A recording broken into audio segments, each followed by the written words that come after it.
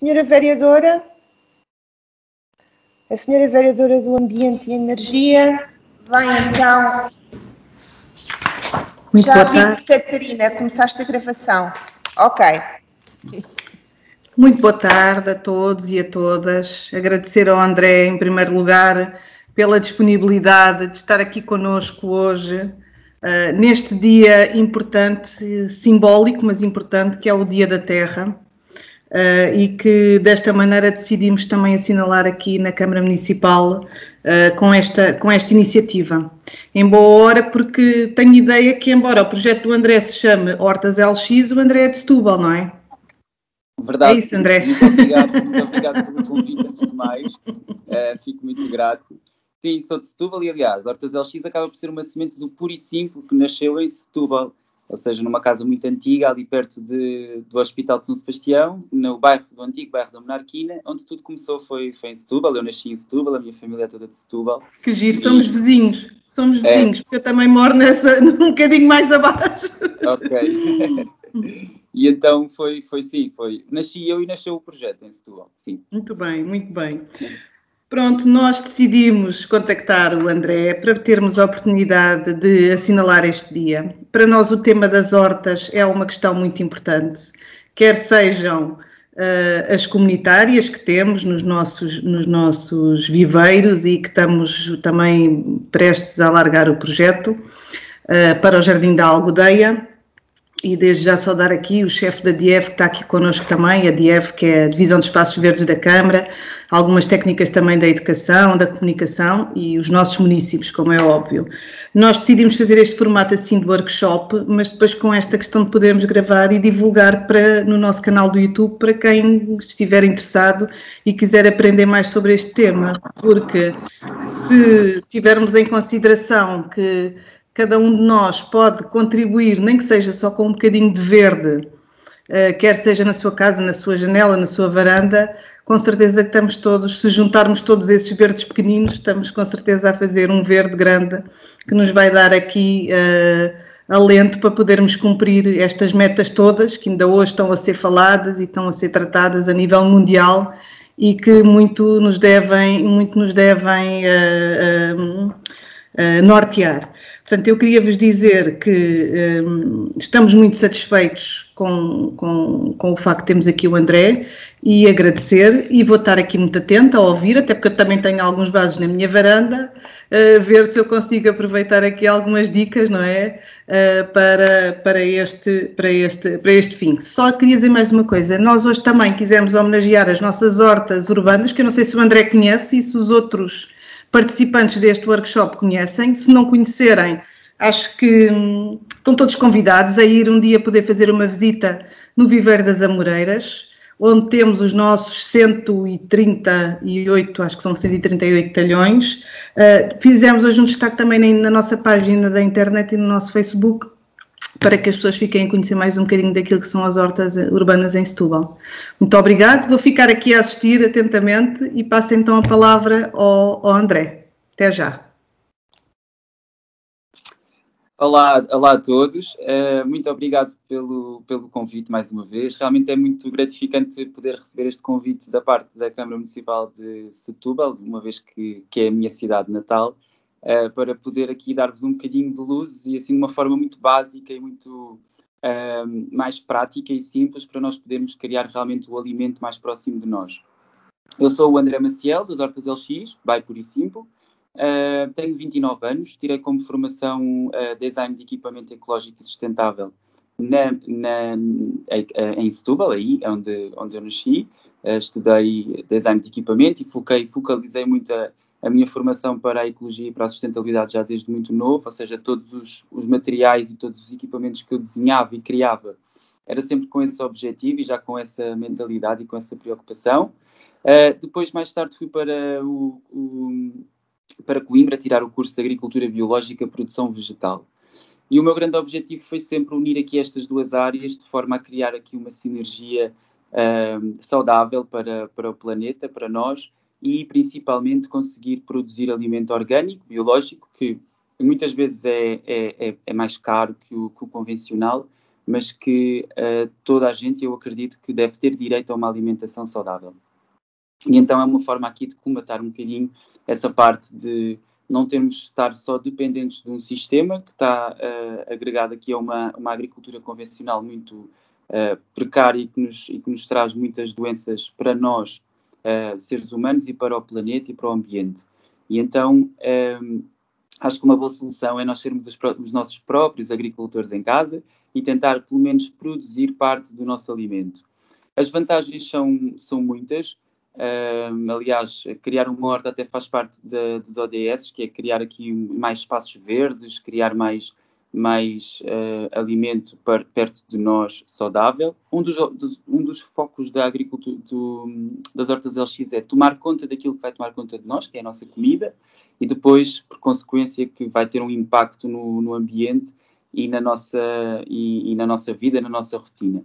As vantagens de ter uma horta, para além de realmente fixar, ou seja, de ter impacto nas alterações climáticas, de mitigar, ou seja, diminuir as alterações climáticas, que era como a vereadora estava a dizer, e com razão, que é uma horta de cada vez nós conseguimos colocar aqui o planeta um bocadinho, a nossa cidade mais verde, e as hortas são um bom alicerce e um bom caminho a seguirmos para conseguirmos ter aqui boas vantagens à nossa volta, positivas, mais ecológicas e mais sustentáveis. Para além de nos trazer alimento biológico e também de pouparmos um bocadinho mais no supermercado, porque uma vez que temos o alimento perto de nós, poupamos sempre um pouco. Aqui o objetivo não é termos toda a nossa produção na varanda, não é? De abdicarmos de comprarmos localmente ou mais perto de nós em supermercados ou produtores locais, mas sim ter pelo menos parte da nossa alimentação. E para além de termos uma alimentação orgânica, biológica, ao nosso cuidado, que realmente nos ajuda, que tem um grande impacto a nível das alterações climáticas, a nível de stress também, a parte psíquica, também o estarmos ligados à natureza e de nos envolvermos com ela também é bastante importante e faz todo o sentido nós unirmos-nos e trabalharmos com a natureza e não contra ela. Isto são mais ou menos os princípios e o foco das hortas LX, tentar motivar e apoiar as pessoas a criarem hortas. Eu não sei se calhar aqui, não tendo os materiais, não tendo vocês os materiais, se calhar aconselhava-vos a terem um papel e uma caneta para apontarem as dicas todas que eu vou sugerindo, para que possamos ter aí um género de um guião que nos vai depois também acompanhar aqui, um guião da horta, que nos ajuda depois a construir a nossa horta em casa. Uma horta, e agora começando aqui, já iniciando aqui a parte de mais prática de como é que nós podemos criar uma horta, nós precisamos de pelo menos 4 a 5 horas de sol direto na nossa horta. E isto é a principal preocupação que nós temos que ter até criarmos a nossa horta. Ou seja, estamos em casa, temos que escolher o local, e o local tem que ter pelo menos 4 a 5 horas de luz, sempre a incidir nas folhas, ou seja, de luz direta, de sol mesmo. E se tiverem, vamos imaginar que vocês têm 2 varandas na vossa casa, uma virada para norte e outra virada para nascente, ou para poente e outra para nascente. É possível criar uma horta em qualquer uma dessas varandas, mas preferencialmente sempre virado para nascente. Ou seja, sempre virado para onde o sol nasce, a nossa horta consegue ser mais saudável e consegue também ter maior vigor, se assim for. Tendo esta preocupação de nós sabermos onde é que nós vamos colocar a nossa horta e sabendo a exposição solar que ela necessita, nós vamos precisar do equipamento.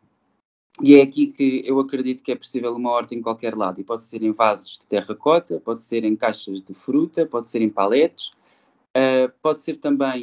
Podemos também construir a nossa horta num equipamento que é uma horta inteligente. E o que é uma horta inteligente? É aquela horta que não nos obriga a estarmos tanto tempo presentes de volta da nossa horta, que tem uma baixa manutenção, que tem um sistema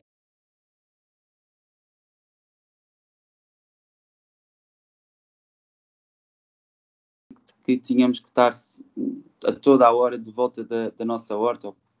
É o mais ideal para pessoas que têm vidas mais ocupadas e que não têm tanto tempo. E, por exemplo, temos a Grow Bed. A Grow Bed é um vaso, é um vaso que tem um sistema de rega por subirrigação e por capilaridade, que nos permite ter, esse sistema de rega permite-nos ter, pelo menos, disponível para as plantas, ou seja, permite-nos ter água disponível para as plantas durante 3 semanas, sendo que nós só temos que regar, ou seja, encher esse depósito durante uma vez por mês. Mas temos que também sempre fazer a rega por cima. Isto são as grow beds da NoCity, que vocês também podem ver na minha página de Instagram. Tenho lá um link na bio e vocês podem pesquisar sobre esse produto. Mas para tentarmos ser aqui mais ecológicos e mais sustentáveis, tentar realmente sempre reciclar os objetos e fazer com que os objetos possam ser reciclados. E aqui as paletes e as caixas de fruta dão perfeitamente. Tem que ter pelo menos 30 cm a 40 cm de profundidade, cada equipamento desses, para podermos ter o nosso sistema radicular a desenvolver-se como deve ser. E podem sempre escolher os vasos também normais ou floreiras, podem arranjar no Leroy ou no Aqui floreiras de madeira. Sempre que escolherem o vosso equipamento, é muito importante que ele tenha drenagem. Ou seja, a drenagem vai ajudar-nos a que a nossa terra consiga respirar e que tenha arejamento.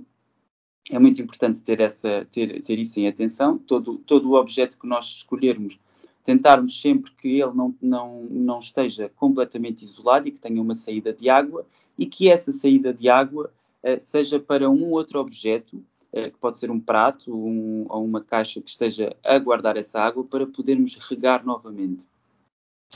Aqui o que eu tento ao máximo com estes workshops e tentar também alertar é tentarmos aproveitar tudo aquilo que nós temos mais perto de nós, tentar ao máximo não sairmos da nossa zona de conforto e da nossa casa para podermos criar aquilo que nós queremos, e mesmo quando temos desperdício, seja tentar que ele seja nulo e que seja desperdício zero. E aqui a água, quando nós regamos uma planta, a água passa por toda a planta absorve, a terra fica molhada, mas existe sempre um excesso. E esse excesso traz nutrientes, traz toda até vida microbiana que o solo tem, que se não tiver algo ali a agarrar essa água, ou seja, a conseguir prender essa água para nós regarmos outra vez, acaba por ser um desperdício muito grande na nossa horta e ali nas nossas atividades. Por isso tentarmos... Não sei se alguém tem alguma questão. Se tiverem questões durante o workshop, podem colocar, até é mais dinâmico e conseguimos também resolver logo as vossas questões e ver se podemos ir por passos, por isso não há qualquer problema se quiserem colocar alguma questão durante o nosso workshop. E André, foi só uma pessoa que foi admitida e devia ter o microfone ligado já. Ok. Certo. E então, tentarmos ter esta consciência de conseguirmos aproveitar ao máximo todos os elementos que nos rodeiam e principalmente os naturais. E a água é um bem que não é infinito, como nós já bem sabemos, e então tentar realmente fazer com que aproveitemos ao máximo esse tipo de rega. Por isso, 4 a 5 horas de exposição solar, o equipamento pode ser aquele que vocês entenderem, e a partir do momento em que escolhem o vosso equipamento, tentar com que ele tenha realmente essas saídas de água. E o outro objeto para aproveitar essa água para depois podermos regar novamente.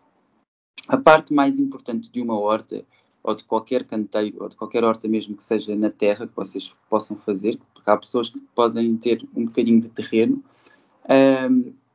e aqui é mesmo possível criar uma horta em qualquer lado. Nós podemos criar uma horta na varanda, podemos criar uma horta na bancada da nossa cozinha, e aqui é uma alternativa para quem não tem varanda e para quem não tem essas exposições solares, a exposição solar de 4 a 5 horas de exposição solar. Podem ter uma horta em cima da bancada da vossa cozinha, podem ter uma horta na vossa empresa, podem ter uma horta na escola e podem ter uma horta no vosso bairro, que aqui acaba por ser uma horta comunitária, que também tem bastante sentido de comunidade, e uma horta traz mesmo e junta mesmo comunidades mais verdes. Em qualquer das situações, é sempre importante, e aqui é o principal de uma horta, a principal estrutura de uma horta saudável, é mesmo criarmos e tratarmos do solo, ou seja, da terra da nossa horta. A partir do momento em que nós já temos todas aquelas indicações cumpridas, nós temos que nos preocupar aqui com o substrato e com o solo. E a terra, e aqui nós temos, vamos imaginar, temos 2 porções de terra, ou seja, o truque é sempre 2 porções de terra para 1 porção de humus. E humus, o que é o humus? O humus é o humus da minhoca, que é humus de minhoca, que acaba por ser o cocó da minhoca, o estrume da minhoca, que tem todos os macro e os micronutrientes que as nossas plantas precisam de comer. As nossas plantas também se alimentam, também comem, como nós, e para crescerem saudáveis tem que ter realmente essa estrutura bem alimentada com o humus de minhoca, e quem diz humus de minhoca diz estrume de cavalo, estrume de galinha ou estrume de vaca. E aqui mas o mais completo, que tem todos os macro e os micronutrientes, são o humus de minhoca. Sim, Ana. Olá, uma pergunta. Olá. O que se costumava dizer que para pôr na terra a casca de ovo, os restos do café, isso funciona? Funciona, e isso é uma questão muito pertinente. Aqui o humus da minhoca o que é o humus da minhoca? É toda a matéria orgânica que a Ana acabou de dizer, cascas de ovos, porras de café, cascas de cartão, por exemplo, aquele cartão canelado, que é um cartão Sim. orgânico, que se desfaz bem também, que é bem compostável, cascas de fruta, vegetais que já não estão bons, ou seja, tudo isso entra dentro de um vermicompostor e é decomposto pela minhoca.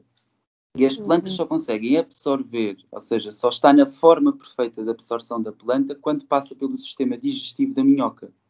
E é uma boa dica podermos, por exemplo, quando a nossa planta tem falta de cálcio ou tem falta de azoto, nós podemos partir as casquinhas de ovos muito pequeninas, já Sim. quase trituradas mesmo, e colocar em volta da terra, e a planta é possível captar algum desses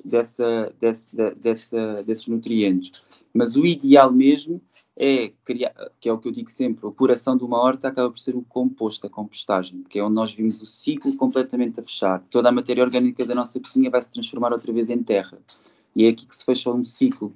E as minhocas são uma das grandes amigas do hortelão, que ajudam a decompor toda essa matéria orgânica e a transformar num fertilizante para a nossa horta. E aqui as porções são estas, 2 porções de terra para 1 porção de humus. Em qualquer vaso, em qualquer horta e em qualquer... Sim, Márcia. Queria te perguntar, este excremento de minhoca, este que tu falas, das minhocas, onde é que podem encontrar? Sim. O humus de minhoca vocês podem tanto fazer em casa, e aí é uma grande aventura, mas é possível, vocês podem fazer vermicompostagem em casa, e é um processo muito engraçado, mas podem sempre encontrar no Aqui, no Leroy ou em qualquer horto, existe da Ciro, ou seja, da marca Ciro, humus de minhoca orgânico que vocês podem ter, e são sacos de 11 litros que custam sensivelmente 7 euros, mas que vocês em vasos não vão utilizar todos, ou seja, é sempre ali um produto que fica para vocês. Eu estou a fazer horta, pronto, mas não é em casa, tenho um bocadinho de terreno. Sim, eu tenho usado de cavalo, mas ok, certíssimo. E a Ciro, pronto, também tem, e esta... O estrume de cavalo acaba por ser um bocadinho mais corretivo orgânico, não tem todos os elementos que nós precisamos, que a planta necessita, mas já é um bom princípio colocar logo isso como fertilizante na terra, assim, sem problema algum. E até pode juntar mais o estrume de galinha, que tem bastante ferro para as nossas plantas e que elas necessitam. Obrigada. De nada. E aqui, esta parte, porque é que nós temos que realmente tratar bem da nossa terra e do nosso solo? E hoje é o Dia da Terra, feliz Dia da Terra para todos.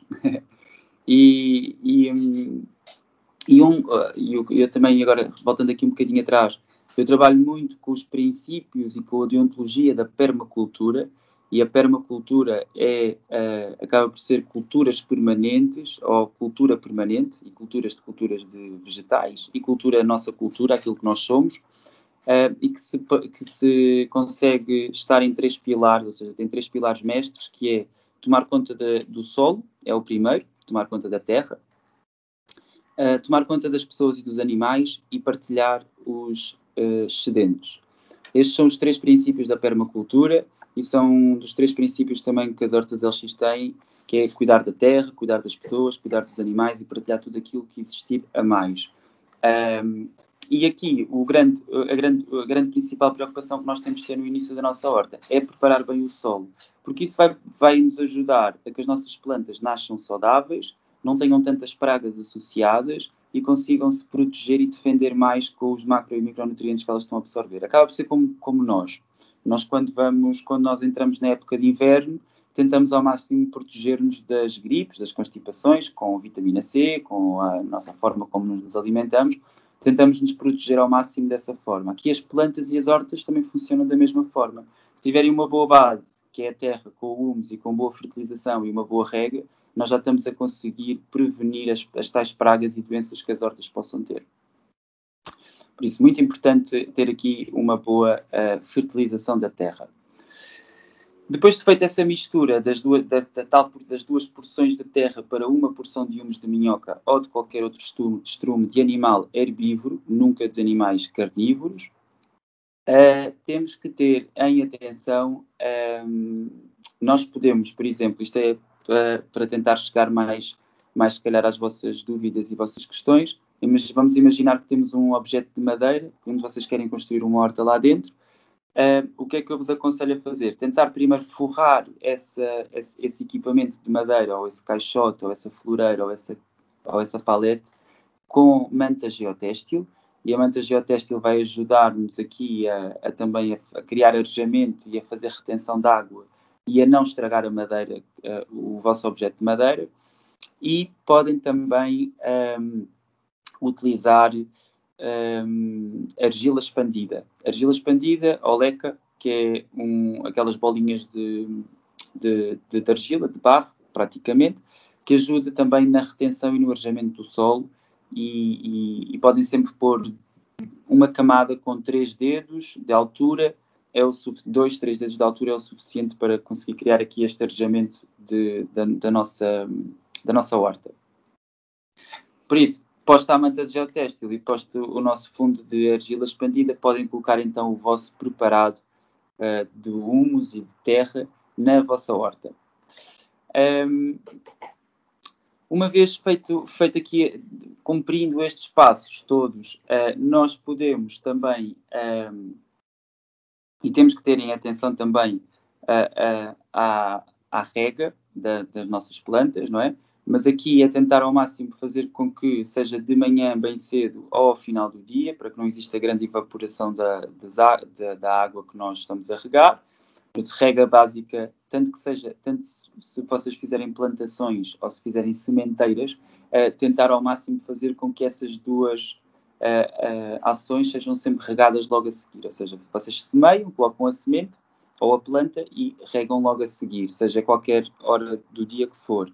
Depois, para dar continuidade à vossa horta, ao regar a vossa horta, sempre de manhã ou ao final do dia. Sim, Ana. Em relação à rega, eu penso que conforme aquilo que nós plantarmos, existem formas de rega diferente.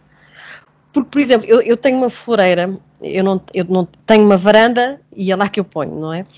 Tenho uma floreira com manjericão, agrião, cebolinho, tudo junto. Mas eu acho que os 3 juntos, se calhar, não gostam da água da mesma quantidade. Sim, o agrião não, de todo. O agrião até nasce muito na água, né? Nasce praticamente na água. Mas eles estão todos bonitos. Okay. Mas eu tento pôr sempre água mais de um lado do que do outro. Sim, aqui nesse caso, no caso do agrião, as outras 2 aromáticas podem ter a mesma água sem qualquer problema. O agrião realmente aqui acaba por ser uma exceção, porque precisa de bastante água. O agrião e o poejo, essas são são as duas plantas que precisam bastante água. Assim, devia pôr noutro vaso, não é? Sim, se puder pôr noutro vaso. e fazer depois aí uma rega diferente. Mas aqui é a quantidade de água, exato. Mas tem que ser feita sempre de manhã bem cedo ou ao final do dia. É a melhor forma de nós regarmos as nossas plantas. Mas, sim, há plantas que têm realmente necessidades de águas diferentes, mas a maior parte,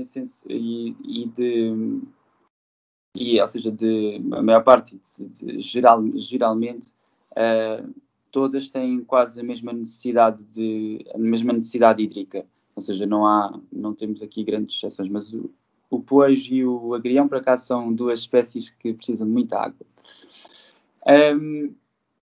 Pronto, tendo em atenção realmente e tendo aqui esta preocupação da água, nós vamos então começar a planear a nossa horta.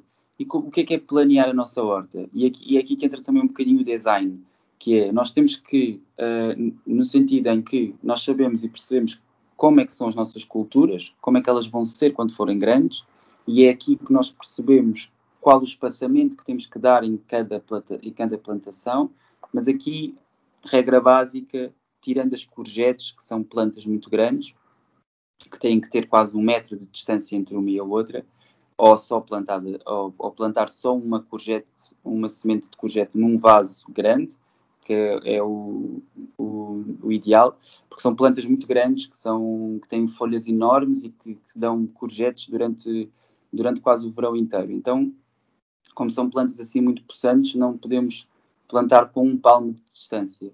O palmo de distância é quando nós temos alfaces, ou mesmo quando temos tomateiros, com 2 palmos de distância entre um e o outro. Ou até mesmo aqui, como a Ana disse, o manjericão e o cebolinho podem estar separados com quase 1 palmo de distância entre um e o outro, para não interferirem. Mas planear, e é aqui que entra a parte do design, da estética, da função que ele tem. E a parte da funcionalidade entra aqui nas consociações de plantas. E é aqui que a agricultura biológica e orgânica consegue colmatar aqui um bocado as pragas e as doenças. De que forma? Há consociações que vocês podem pesquisar no Google e têm as tabelas lá de quais são as plantas que são boas vizinhas umas das outras, e tem consociação favorável, consociação desfavorável e consociação indiferente. Por exemplo, uma consociação bastante favorável é o manjericão com o tomateiro, que ajuda bastante no afastamento de pragas e de doença, e ajuda na frutificação do tomateiro. O tomateiro é um fruto que com o manjericão, ajuda bastante a ter um calibre mais bonito e a ser mais vermelho e até mais saboroso. Outra consociação favorável é tomateiros com tagetes ou cravos túnicos, que são aquelas flores que têm um cheiro muito intenso e funcionam quase como repelentes de todas as pragas que possam estar associadas ao tomateiro. Plantar também intercalado, ou seja, na mesma linha, se nós colocarmos alface ou cebola ou alho francês, nós também conseguimos ter aqui também uma consociação favorável, conseguimos também fazer reaproveitamento de espaço, ou seja, o espaço que nós temos consegue ser mais aproveitado, e é aqui também que conseguimos promover uma biodiversidade e um ecossistema dentro da nossa, ou seja, com a nossa horta. E nós temos uma alface, podemos plantar uma alface, e ao lado podemos plantar um alho francês, e outra alface, e um alho francês, e isto intercalando na mesma linha. O que é que vai acontecer? A alface vai crescer primeiro, é verdade, mas o alho francês está sempre lá, e com o seu odor, ou seja, com o cheiro que ele liberta, acaba por afastar algumas pragas que possam atacar a nossa alface, e a nossa alface vai crescer primeiro que o alho francês. Mas, também de qualquer das formas, a alface cresce sempre para os lados e o nosso alho francês cresce para cima. Então nós, num pequeno espaço, nós conseguimos ter 2 espécies diferentes que estão ali em consociação favorável, tanto a nível de benefícios para as plantas, como também a nível de reaproveitamento de espaço. As plantas, quando a consociação é bastante favorável, elas não só comunicam pela parte aérea, como também pelo sistema radicular, ou seja, as raízes acabam-se por cruzar e têm alguns nódulos que lançam informação para a outra planta e que a ajuda dessa forma a ser mais resistente e a ser mais saudável. Ou seja, isto é para vocês perceberem que as plantas também comunicam entre si e que são seres vivos, tais como nós, e que têm aqui uma comunicação muito favorável e muito presente sempre na horta para conseguir ser uma horta com uma boa produtividade. Relativamente à situação que eu vos falei da parte de criar biodiversidade e um ecossistema em volta da horta, é um dos truques que nós conseguimos, ou seja, para não praticarmos uma agricultura convencional, nós temos que ter estas práticas, que são práticas que nos ajudam bastante a não ter que usar pesticidas, agrotóxicos, químicos de síntese, e ajudam-nos, e o facto também das plantas terem já, mesmo biológicas, às vezes elas são geneticamente modificadas e são geneticamente modificadas por esse motivo mesmo, de criar resistência. Mas isso não quer dizer que que façam mal à nossa saúde. O que faz mesmo mal à nossa saúde são essas toxinas, todos esses pesticidas, todas essas formas de nós tentarmos combater algo que pode ser combatido, por exemplo, os piolhos e os pulgões. Nós temos outra amiga também na horta, dos hortelões, que é a joaninha. A joaninha consegue comer 100 a 200 piolhos por dia, e por isso é que são animais que são muito favoráveis em volta da nossa horta. Há sensivelmente um ano, quase, eu escrevi um livro para crianças, que é o Germinate. É um livro que fala sobre como criar berçários e como fazer hortas em casa, e tentarmos ao máximo reciclarmos, ou seja, fechar o ciclo de todos os objetos que nós temos em casa. Eu, por exemplo, consigo fazer germinar sementes dentro de uma caixa, de uma caixa de ovos, ou num rolo de papel higiênico, ou numa caixa de cartão. Nós podemos criar os nossos berçários. E eu nesse livro falo muito sobre como é que nós podemos reciclar a partir de casa, como é que nós podemos ter objetos que nos ajudam a germinar sementes, e também falo sobre os 4 ou 5 amigos do Josué, que é a abelha, que ajuda-nos a polinizar as nossas, e a termos a polinização dos nossos alimentos, da joaninha, que é a tal que come os piolhos e os pulgões, da minhoca, que nos ajuda a fazer o humus, e da rã ou do sapo, que nos ajudam a comer os caracóis e as lesmas que estão perto da nossa horta. Ou seja, nós temos aqui animais que nos ajudam muito a ter uma horta saudável e que são nossos amigos e que trabalham connosco, ou seja, a nosso favor. E é aqui que eu digo sempre tentarmos ao máximo observar a natureza, tentar perceber como é que ela funciona, e se assim for, de certeza absoluta, com muito sucesso, que nós vamos conseguir ter alimento saudável e orgânico, e conseguimos ter realmente aqui um futuro mais sustentável e mais ecológico.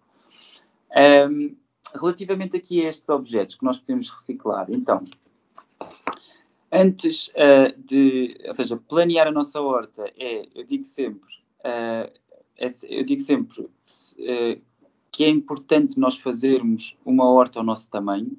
E uma horta ao nosso tamanho é ao tamanho do nosso tempo, do tempo que nós temos. E se nós temos 10, 15 minutos por dia, meia hora, ou seja, tentar fazer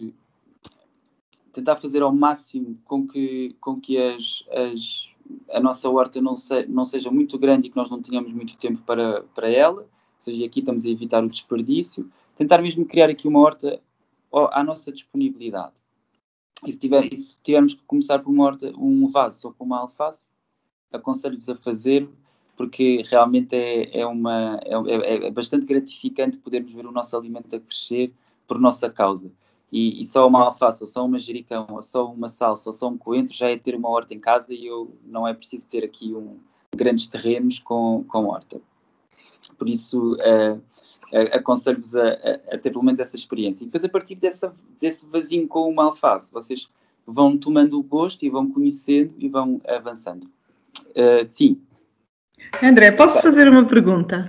É assim, não, eu acho que muitas vezes nós temos dificuldade em perceber, porque quem tem só uma varanda, por exemplo, o que é que deve optar? O que é mais fácil tendo só uma varanda? Por exemplo, a única coisa que consigo, para além de algumas plantas que tenho que são ornamentais, dentro de casa e na varanda, tenho hortelã. Aquilo é fantástico, dá o ano todo, põe água, né? E tal. Não dá trabalho nenhum. Mas outras coisas, primeiro também ainda não experimentei coentros, mas correu muito mal. e não experimentei assim mais nada porque fico com aquela sensação, o que é que será que vale a pena pôr, não é? Não vou estar, sei lá, se calhar a fazer grandes plantações, mas como diz, faz sentido, não é? Agarrar, sim. Olha, vamos começar por uma alface, pronto, não é? Exatamente, começar por uma alface, ou começar por um manjericão, ou por uns coentros, ou por um tomateiro. É possível nós plantarmos tudo na nossa varanda. A partir do momento em que temos essa exposição solar de 4 a 5 horas e temos espaço para a nossa planta crescer, é possível tudo. É possível nós plantar. Eu já tive tomateiros, já tive ervilhas, já tive feijões numa varanda em Setúbal, com essas 4, 5 horas de exposição solar, e todas as manhãs, quando acordava, ia regar a minha horta, e ao final de 3 meses já estava a colher tomatinhos cherries, manjericão. Eu fiquei surpreendida quando a Ana disse que tinha agrião, porque agrião é daquelas coisas que não me parece nada viável para uma varanda, mas se calhar não é? Exatamente. Eu tinha um agrião que já tinha raízes, foi só pôr na terra. Ok. Sim, aqui se tiver bastante água, ou seja, se nós conseguirmos criar todas as condições para essa planta, ela pode surgir em qualquer lado, numa varanda, num telhado, na terra, como normalmente. Ou seja, nós só precisamos mesmo de criar realmente estas condições ideais para ela poder crescer. Mas, mais indicado para uma varanda, sempre todas aquelas que são trepadeiras, que ocupam menos espaço, por exemplo, o feijão verde, a ervilha, o tomateiro, ou seja, são tudo culturas que não nos ocupam muito espaço no chão, que nós podemos ter uma hortinha encostada a uma parede a apanhar sol, com todos os tutores que nós temos que colocar, de madeira, as canas de madeira, e realmente aqui a hortelã também é uma boa opção de se ter numa varanda, com a salvaguarda de que vocês têm que pôr a hortelã só um vaso para ela, porque ela é invasiva, acaba por tomar conta toda ali daquele espaço e não conseguimos e depois também plantar mais nada, e acaba por ser acaba por depois ir competir com outras plantas. Está explicado porque é que eu só tenho hortelã. Pois. Está explicado. Exato.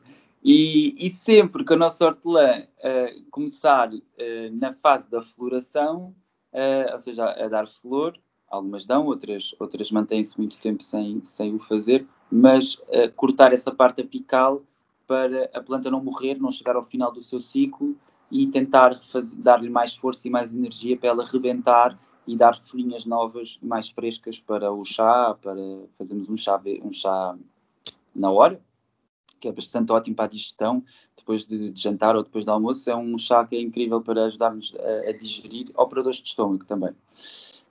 Mas aqui já estamos a entrar numa parte mais que depois também, lá está, é o que eu digo, uma horta traz saúde, e quando traz saúde para nós e traz saúde para o planeta, e tudo aquilo que nós estamos a plantar e a cuidar vai ser parte de nós, e depois tem os seus benefícios, que também há uma grande preocupação aqui das hortas LX, e minha pessoalmente, de André mesmo, que com a alimentação. Ou seja, essa tabela de consociações que eu vos dei, vocês podem utilizar para planear a vossa horta, para fazer as consociações certas. Por exemplo, vocês podem ter um vaso de 50 cm de comprimento, com 30 cm de profundidade, e conseguem ter, se calhar, 2 tomateiros nas pontas e um manjericão no meio. Por exemplo, aqui vocês conseguem ter 2 variedades que se estão a beneficiar uma à outra, e conseguem ter 2 tipos de alimento facilmente.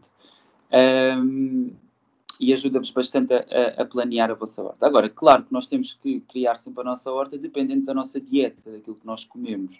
E se calhar o melhor sempre primeiro será fazer uma lista daquilo que nós gostamos de comer mais em casa. E, por exemplo, os coentros. Os coentros são uma aromática caríssima no supermercado, é muito caro. Ou seja, nós compramos um molhinho de coentros e dá-nos, se calhar, nem dá para fazer uma sopa de coentros. É uma aromática que é cara, assim como o manjericão. Podem também tentar apostar mais em alimentos que vocês acham que são mais caros no supermercado e tentar investir neles na varanda para que vos possa dar uma boa produtividade. Ainda no outro dia, a minha irmã, eu ofereci-lhe por acaso uma grow bed, uma daquelas hortas inteligentes, e a minha irmã colheu muitos coentros da horta e conseguiu fazer uma sopa enorme a partir dos coentros que tem na sua horta. Os espinafres também são um alimento que é caro e que se dá bastante bem também numa varanda e consegue-se propagar bastante bem. Os espinafres é algo que nós podemos fazer de variadas maneiras. Podemos fazer espargado, podemos comer cru, podemos fazer uma sopa, e é uma planta que dá muita folha e que nos ajuda, que compensa, ou seja, que rende. É mais neste sentido. Tentarem escolher as vossas culturas consoante a vossa dieta e também os valores que se praticam, tentar fazer com que seja mais barato sermos nós a produzir. Depois de terem então a vossa planificação feita da vossa horta, e isto é muito importante, planear antes de fazer algo.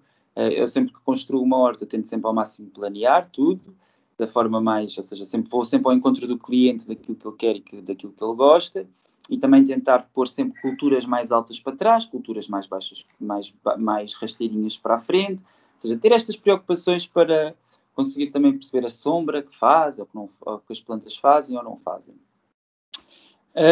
Relativamente à plantação e à sementeira, e é aqui que agora vamos entrar. Existe sementeira direta e existe sementeira indireta.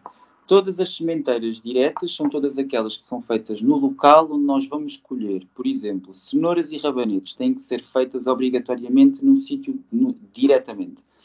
E elas são muito idênticas porque não se faz buraquinho nenhum para se fazer, pode-se fazer, obviamente, para fazer a semente, mas para que compense e para que realmente se justifique ter rabanetes e cenouras, tem que se fazer um carreirinho, ou seja, criar uma linha e de 1 centímetro a 2 centímetros de profundidade, e como se estivéssemos a temperar a nossa salada com várias sementes, colocar ao longo desse carreirinho que nós criamos com 1 centímetro ou 2 centímetros de profundidade e ir colocando as nossas sementes nesse carreirinho.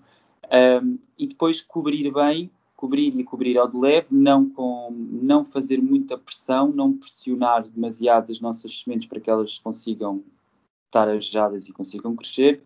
E aqui é uma sementeira direta no sítio. E nós podemos fazer sementeira direta de quase tudo. Só não podemos fazer sementeira indireta de quase tudo. Ou seja, sementeira indireta é semear nos tabuleiros, que é o que normalmente acontece em grandes superfícies e hortos e em agricultura. A sementeira fazemos em tabuleiro, mas nós em casa podemos fazer dentro de caixinhas de ovos, nos rolos de papel higiênico, e são tudo materiais que depois podem ir para a terra e estes materiais acabam por ser compostados e alimentar a nossa planta. Aqui para as sementeiras indiretas, nós podemos fazer o tal preparado. Preparamos a nossa terra com duas porções de terra e uma porção de humus, misturamos tudo muito bem e prefazemos aqui as nossas caixas de ovos. Regra geral, todas as sementes de tomateiro, semente de courgette, semente de alface, de alho francês, sempre a 1,5 cm, 2 cm de profundidade é a regra geral para a profundidade da nossa semente. Ou seja, nós quando olhamos para a nossa semente, a regra é quase, ela tem que ir à profundidade para aí 3 vezes do tamanho dela. Isso é mais ou menos uma regra geral. Mas aqui nós podemos, com o nosso dedo, fazer um buraquinho de 1 a 2 cm de profundidade, colocarmos lá a nossa semente e cobrir ao de leve. Logo em seguida, às sementes serem semeadas, regar com o borrifador. E aqui eu digo o borrifador porque o borrifador ajuda-nos a manter a nossa terra úmida, não encharca, ou seja, não vai estar a encharcar. Aqui eu estou a falar a nível já de semente, só de sementeira, que é a parte mais sensível e inicial da nossa horta. Então, se nós pudermos borrifar com um borrifador, é o ideal, porque com o regador muitas vezes, e aqui entra a frustração das pessoas, muitas vezes, que é: oh, André, eu semeei e a semente não germinou. E eu semeei como o André disse, mas aquilo não germinou. E a verdade é que às vezes regam com o regador e acaba por a semente ir para o fundo ou aprofundar-se mais e não conseguir germinar. Sim, a vereadora não sei se quer falar, está aqui.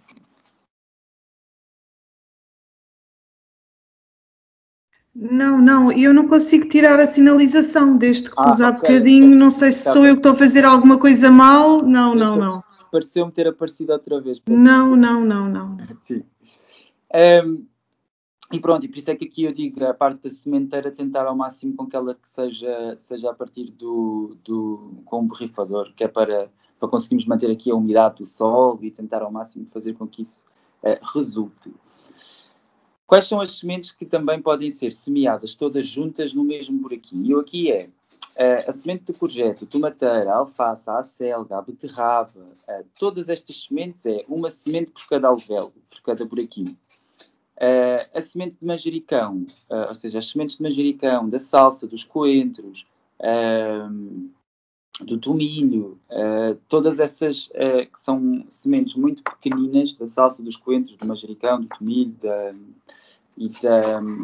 e da rúcula, são tudo, nós podemos fazer o tal buraquinho de 1 a 2 cm de profundidade e colocar umas 5 ou 6 ou 8 sementes, todas juntas no mesmo buraquinho.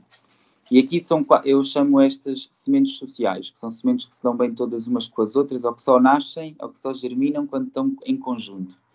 São as sementes mais sociais, que precisam de socializar mais para poder germinar. Então, aqui temos esta regra de que todas essas sementes têm que ser semeadas juntas, com essa profundidade indicada e regada normalmente. O que é que vocês podem fazer aqui, por exemplo, com a caixa de ovos? A caixa de ovos é uma caixa de ovos que tem 6 espaços para nós semearmos. E o que é que nós podemos fazer? Nós semeamos, não é? Nós colocamos a terra, fazemos os tais buraquinhos em cada alvéolo, em cada espaço, que era cada ovo, e semeamos, cobrimos, regamos e podemos fechar.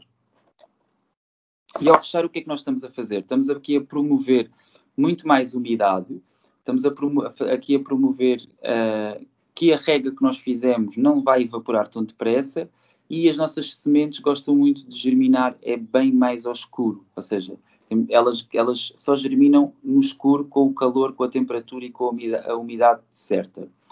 E isto aqui, o facto de nós cobrirmos e de nós fecharmos, ajuda bastante a promover e a acelerar o processo da germinação. Mas sempre que nós temos que espreitar todos os dias, sempre que fecharmos temos que ir lá espreitar todos os dias, e quando formos espreitar e virmos pelo menos um dos alvéolos germinados, nós temos que destapar automaticamente tudo e colocar ao sol. Isto porquê? Porque as plantas podem estiolar. Estiolar é quando ela vai, por exemplo, à procura do sol e começa a criar um grande pescoço. Por exemplo, eu tenho aqui um tomateiro e se vocês conseguirem, não sei se conseguem ver, se calhar aqui em fundo preto conseguem, mas ela, por exemplo, faz assim aqui uma grande curva. Estão a ver? Ou seja, tem aqui um pescoço muito grande e ela estiolou porque ela foi à procura do sol e começou a concentrar toda a sua energia no caule e não nas folhas e na produtividade dela. Então, aqui ajuda bastante nós ou seja, temos que ter atenção que quando germinar ela tem que ir logo tudo diretamente para o sol, que é para ficarem todas direitinhas e certinhas. Isto é uma forma de vocês poderem criar os vossos berçários em casa a partir de objetos reciclados e aqui a promoverem um bocadinho mais a reciclagem a 100% dentro de casa. Com o rolo de papel higiênico, por exemplo, nós temos o rolo de papel higiênico e quando a nossa planta estiver crescida, todo o rolo de papel higiênico, quando vocês forem transplantar, ou seja, quando forem pôr no local definitivo, esse rolo de papel também pode ir para a terra.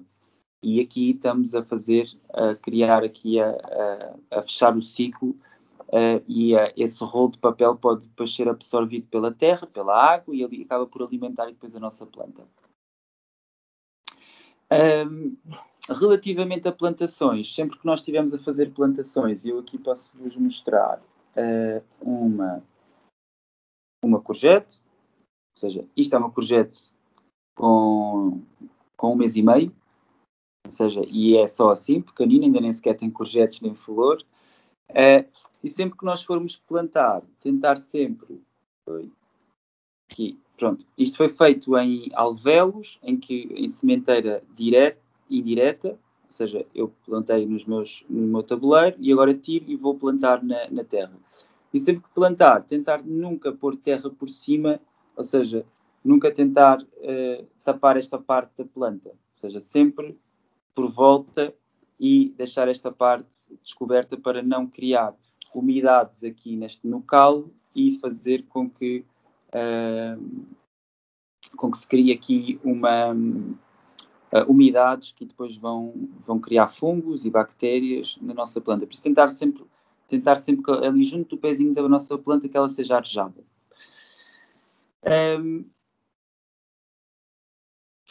Feita aqui as nossas, ou seja, sempre que nós fizermos as nossas sementeiras, tentar e depois sempre colocar no local de 4 a 5 horas de exposição solar e não para elas terem o desenvolvimento certo e conseguirem crescer normalmente. E depois, germinadas as nossas plantas, elas germinam sempre com as 2 primeiras folhas, que são os cotilédonos da planta, que são as primeiras folhas embrionárias, que nos indicam que a planta está a germinar. E depois, sempre que quisermos fazer uma transplantação, é sempre quando a nossa planta tem pelo menos 2 a 3 ou mais folhas, aí já estão preparadas para uma transplantação, ou seja, para plantarmos na nossa horta.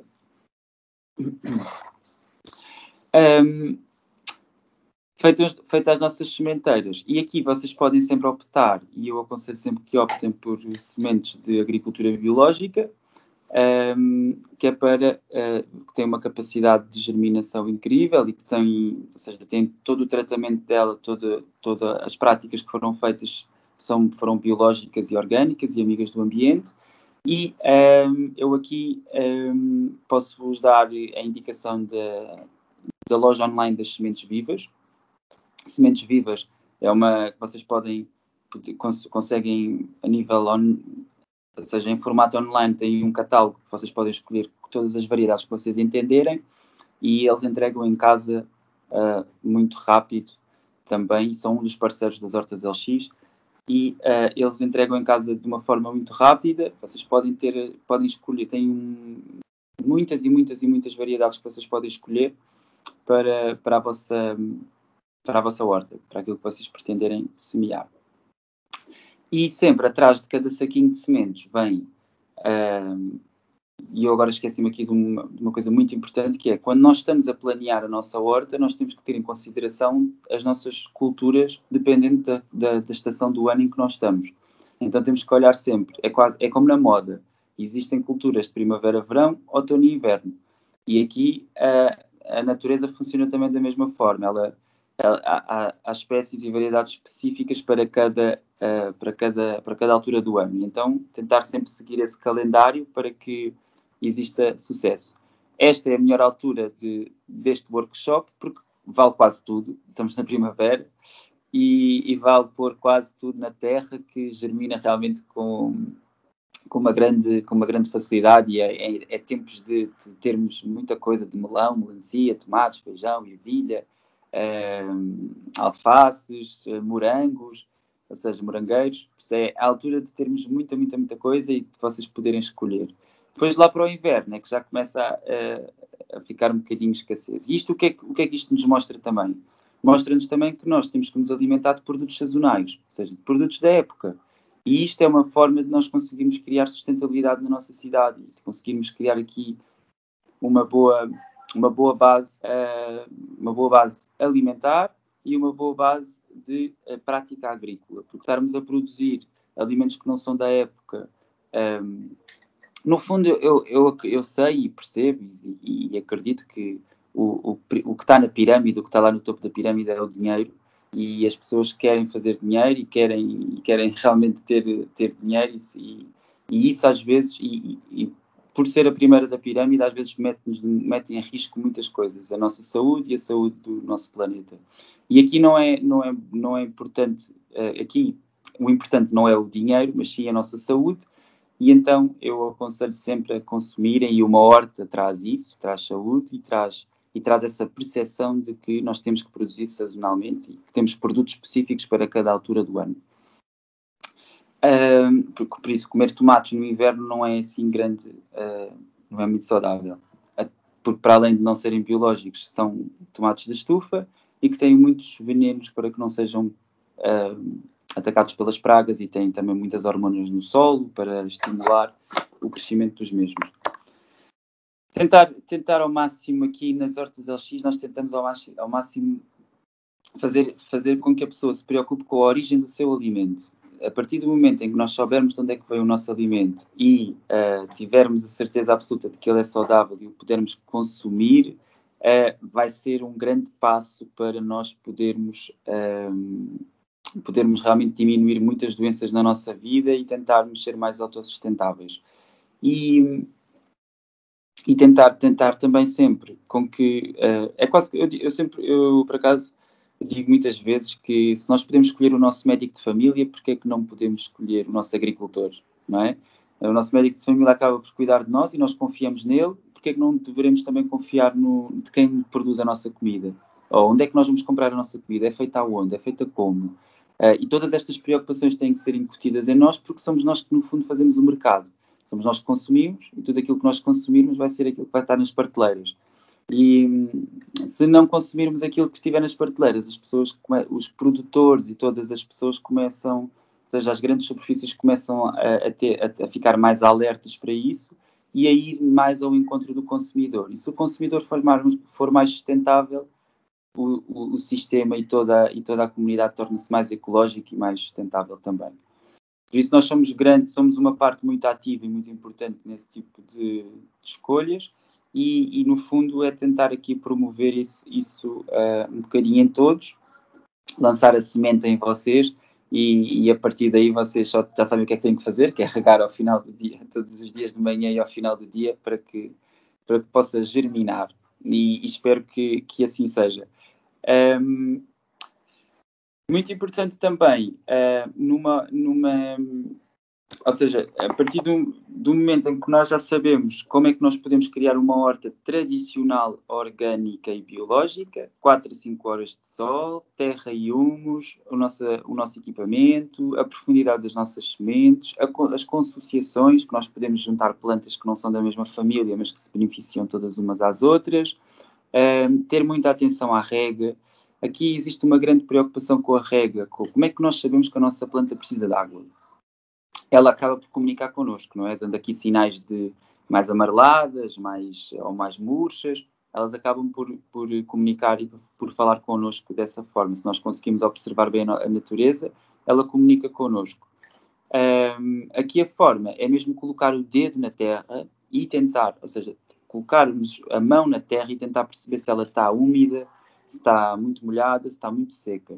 E aqui é capacidade de campo, que em agricultura se fala muito, que é a capacidade de campo, é nós agarrarmos num bocado de terra, apertar com força e quando abrirmos a mão, se ela cair toda outra vez como nós a agarramos, é porque está demasiado seca.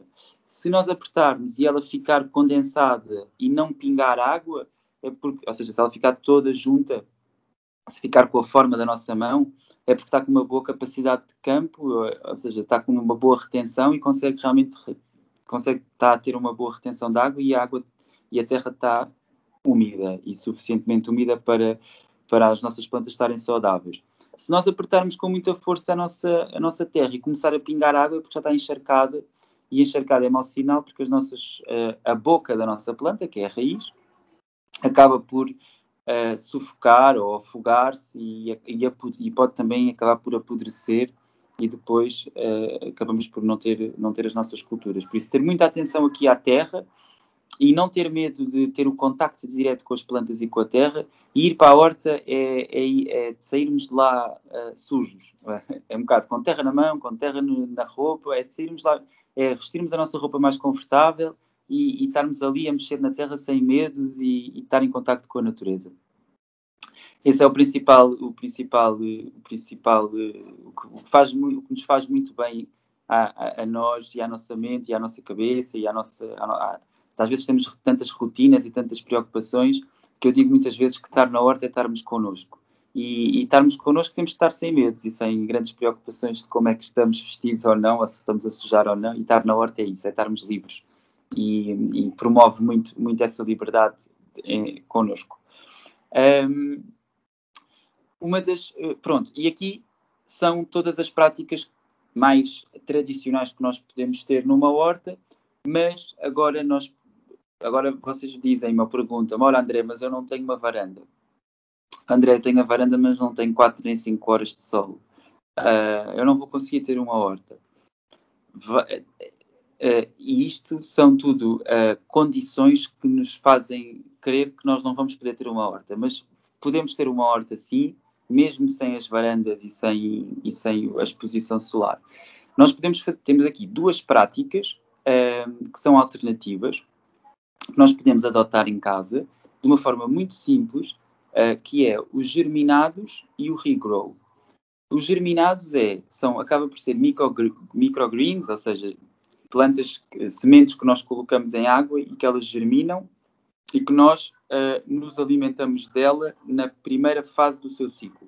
Todas as plantas têm um ciclo vegetativo, umas são anuais, outras são bianuais, outras são perenes, ou seja, têm todas um ciclo de vida, que acaba por ser a parte da germinação, a parte de desenvolvimento vegetativo, a parte da colheita, a parte da flor e a parte da semente. E quando chega à semente, a nossa planta morre.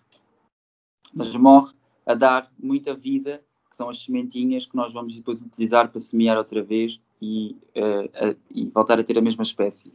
Mas aqui, na parte dos germinados, nós consumimos logo os nossos germinados a partir do primeiro momento em que eles germinam. E então como é que nós podemos fazer germinados? Podemos fazer germinados em cima da bancada da nossa cozinha, não precisamos de exposição solar, não precisamos de terra, precisamos sim de ter luz, iluminação, ou seja, ter que entre luz, não precisamos ter mesmo o sol a incidir. De uma forma muito simples, e todos na primária fizeram isto, que é o feijãozinho, um algodão e ver a germinar. Aqui nós não temos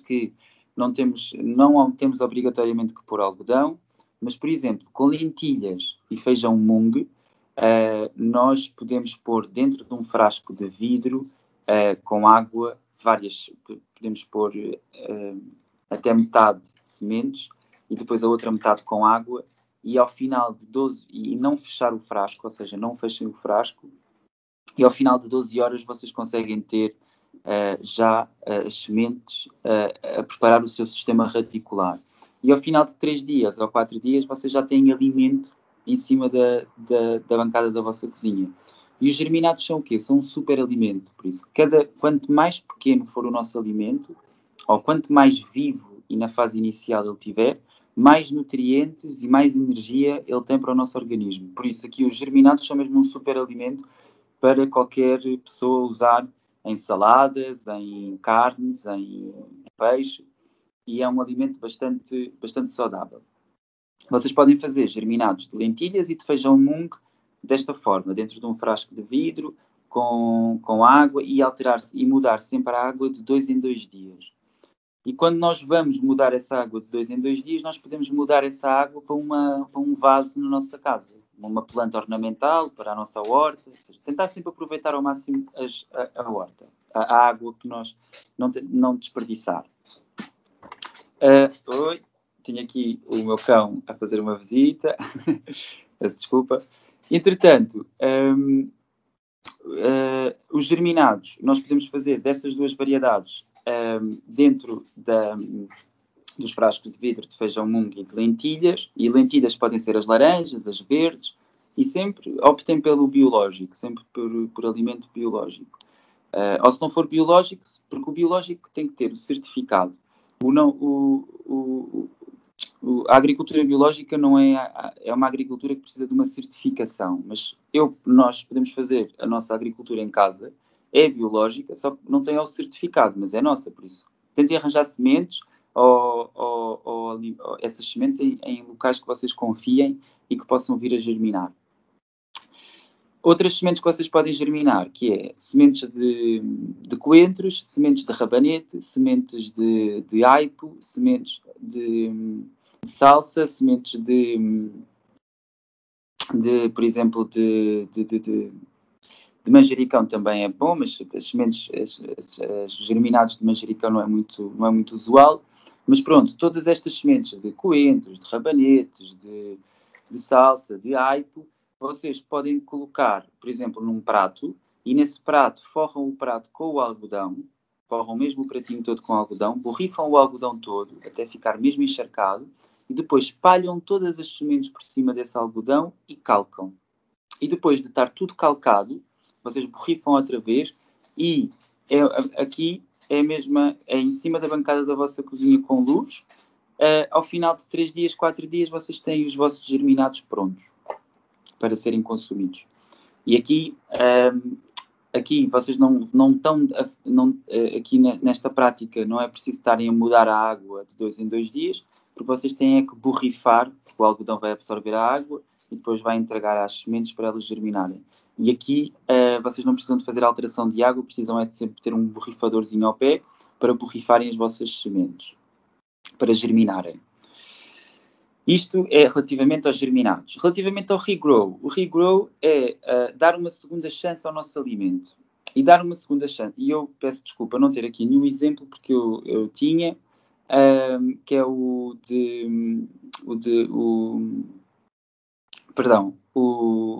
regrow acaba por ser o mais conhecido regrow é com o alho francês. Nós vamos ao supermercado ou vamos à nossa horta e colhemos o alho francês.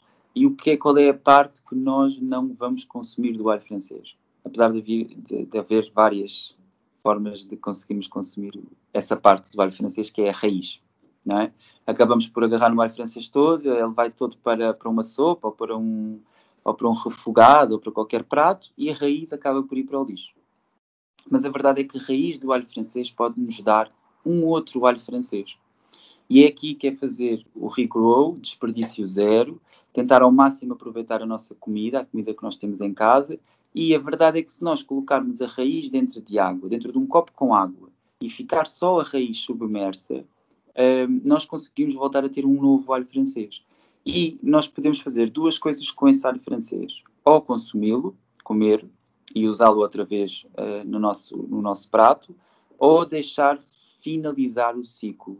E finalizar o ciclo significa que ele vai nos dar as sementes.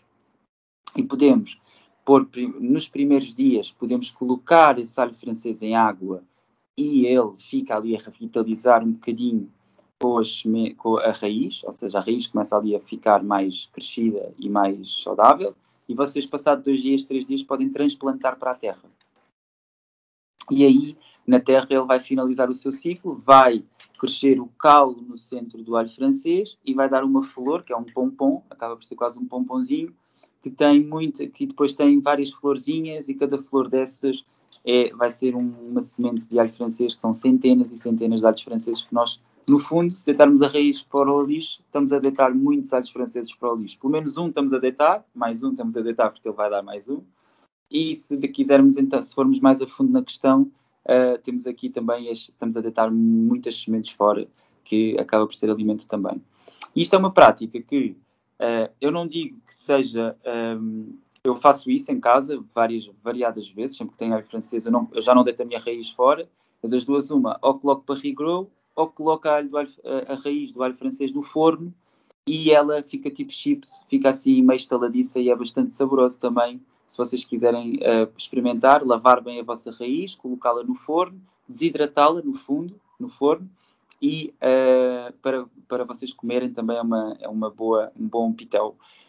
É uma boa forma de vocês terem um outro tipo de alimento em casa de forma diferente.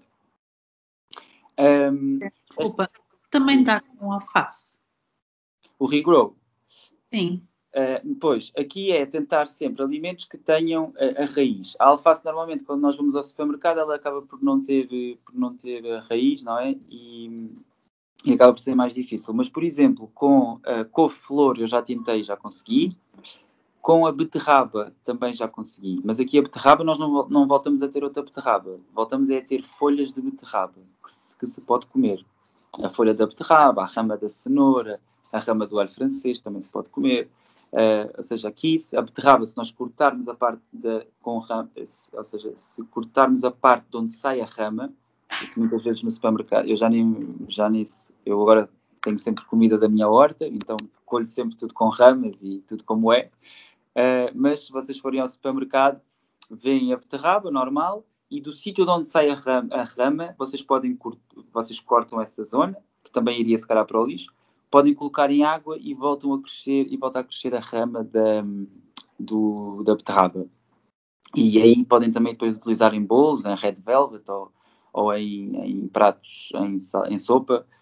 Cruas não aconselho a comer porque são bastante astringentes e têm um sabor muito coisa. Para saladas, gosta a Ana? Pronto, a Ana gosta e é uma... Pronto, é uma hipótese. Eu, por acaso, não sou muito fã. Mas sempre cozinhadas em sopas é bastante bom. O alho francês e a beterraba resultam bastante bem nessa prática do regrow. Um grande cuidado que vocês têm que ter relativamente ao regrow é mudar, então, fazer a alteração da água todos os dias, ou seja, pelo menos de 2 em 2 dias mudarem a água, porque senão é ali a água que está parada e que depois também acaba depois a apodrecer os nossos alimentos. Segundo, ou seja, isto são 2 práticas e duas vertentes que nós podemos seguir para quem não tem hortas e para quem não consegue ter hortas normais. São 2 hipóteses que ajudam-nos bastante a combater e a ter aqui uma atitude e uma prática mais amiga do ambiente, e ajudam-nos principalmente, e eu acho que é aqui também que nós temos que nos focar e que temos também que eu acredito bastante, e desde pequenino que estou nas escolas e desde miúdo que sinto uma grande falta de entendimento do ser humano com a natureza. Perceber como é que ela funciona. A natureza já sabe como é que nós funcionamos. Nós é que não sabemos como é que ela funciona. E isto aqui são práticas simples de produzir alimento e de percebermos como é que a natureza realmente é. O que é que ela precisa, o que é que nós precisamos de... E mais que isso, que é nós podemos unir-nos a ela e trabalhar para um bem de todos. E aqui é engraçado isso, é tentar perceber como é que a natureza é, como é que ela funciona.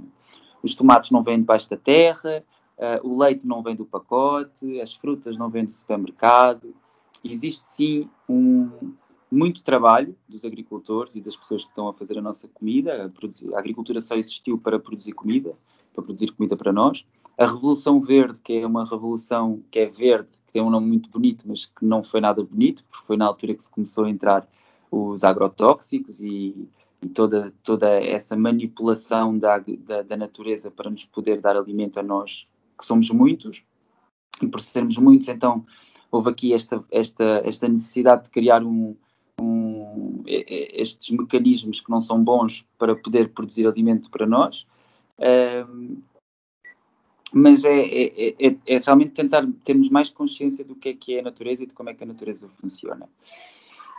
E eu aqui, para terminar e abrir aqui a caixinha de perguntas, se vocês tiverem questões, para terminar, eu gosto sempre de dar aqui o meu cunho pessoal e o meu testemunho. Eu não nasci a gostar disto, quer dizer, eu cresci e nasci numa cidade e a natureza e os animais sempre fizeram parte da minha vida. Eu lá em casa, nós somos 4 irmãos e nós, dos 4, quem se virava para os pais a pedir animais e plantas lá para casa era eu. E gostava muito e sempre quis estar rodeado da natureza.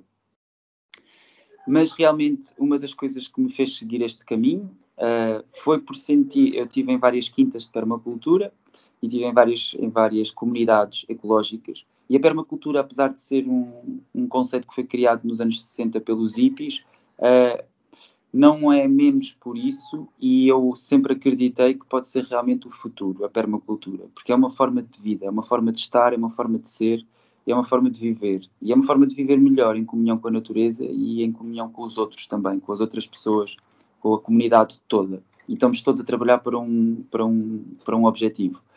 E a permacultura, pronto, é toda feita e toda praticada em meios rurais. E eu sempre tentei ao máximo, nunca quis ficar nesses meios rurais, nessas comunidades, quis sim trazer o que é bom dessas comunidades para o meio urbano.